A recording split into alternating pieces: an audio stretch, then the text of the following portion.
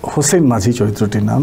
সেই চরিত্রটি ৩০০ ভাগ আলাদা, একদমই নতুন একটি চরিত্র। আমাদের মাটির গল্প, পানির গল্প এখনো অনেক সুন্দর করে বলা বাকি আছে। অনেকটা লম্বা সময় আগে সার্কাস দেখানো হতো। সার্কাসের মানুষগুলোর ভেতরে অনেক ধরনের ঘটনা কিংবা গল্প ঘটে গেছে, সেটিকে এইবার পর্দায় দেখতে পাবে হচ্ছে জল জলে তারা ছবিটিতে।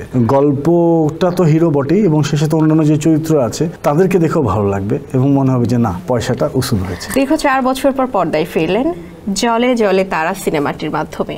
আপনার প্রত্যাশা কেমন এই সিনেমাটি নিয়ে? জলে জলে তারা যে ধরনের গল্প, যে ধরনের চরিত্র, যেই চরিত্রগুলো আসলে আমি করতে চাই, যেই ধরনের টিমের সাথে আমি কাজ করতে চাই, যে ধরনের কলাকৌশলী এবং অভিনেতা অভিনেত্রীদের সাথে কাজ করতে চাই, যে ধরনের রোমান্টিক গান আমি আমার চলচ্চিত্রে দেখতে চাই, সব কিছু মিলে একটি জলে জলে তারা। তো পুরো ব্যাপারটা যদি এমন হয় তাহলে গ্যাপটা কমে আসবে এবং বেশি বেশি ছবি দেখা যাবে। তারপরে আমরা বলতে পারি যে আপনার স্যাটিসফ্যাকশনের জায়গাটা ফুলফিল হয়েছে। একদম কমপ্লিটলি। সিনেমা আপনার মাঝির চরিত্রে অভিনয় করতে দেখা গেছে, কেমন ছিল সেই অভিজ্ঞতা? হোসেন মাঝি চরিত্রটির নাম। আমি গত 4-5 বছরে যে কটি কাজ করেছি, like web series Karagar, web series mission hunt down, web series over Trump, web series Kalpurush, প্রতিটি চরিত্রেই চেষ্টা করেছি শতভাগ যেন আলাদা কিছু হয়, এবং শতভাগ না হলেও মোটামুটি ভালোই আলাদা করার চেষ্টা করা হয়েছে এবং দর্শক নন্দিত হয়েছে কাজগুলো। কিন্তু জলে জলে তারা এই ছবিটিতে আমি যে চরিত্রটা করার চেষ্টা করেছি, সেই চরিত্রটি ৩০০ ভাগ আলাদা সবগুলো থেকে। যেমন হচ্ছে আমার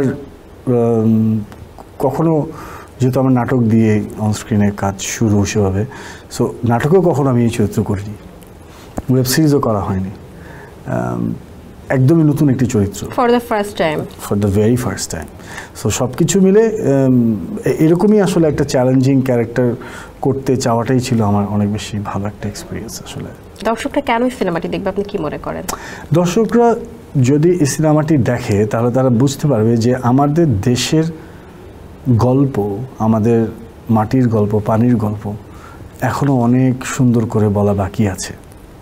এক, দ্বিতীয় কথা হচ্ছে অনেকটা লম্বা সময় আগে আমাদের গ্রাম অঞ্চলে সার্কাস দেখানো হতো। সেই সার্কাসের একটি বড় অধ্যায় এখানে আছে, কিন্তু সার্কাসের মানুষগুলোর ভেতরে অনেক ধরনের ঘটনা কিংবা গল্প ঘটে গেছে, সেগুলো আমরা হয়তো অনেক লিটারেচারে পড়েছি, অনেক বইতে পড়েছি, কিন্তু সেটিকে এইবার পর্দায় দেখতে পাবে হচ্ছে জল জলে তারা ছবিটিতে। সেই সাথে সংযোজন যদি দেই তাহলে হচ্ছে আমার মিথিলার এবং পাবেল ভাই, মোস্তাফিজুর নূর, ইমরান, মিঠু আপা, অফকোর্স শাহিদুল সুজন ভাই, সবাই মিলে একটা অন্যরকম চরিত্র করার চেষ্টা প্রত্যেকের ক্ষেত্রেই, অবিদ রেহান ভাই প্রত্যেকেই চেষ্টা করেছেন, এবং অন্যরকম একটি গল্প হয়েছে যেখানে প্রতিটি চরিত্র আলাদা। তো মানুষ কিন্তু গল্পের সাথে সাথে চরিত্রগুলোকে মনে রাখে।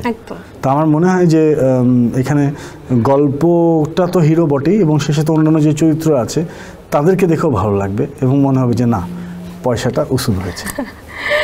মিথিলার সঙ্গে স্ক্রিন শেয়ার করলেন, অভিজ্ঞতা কেমন? দুর্দান্ত। Mithila is a teammate.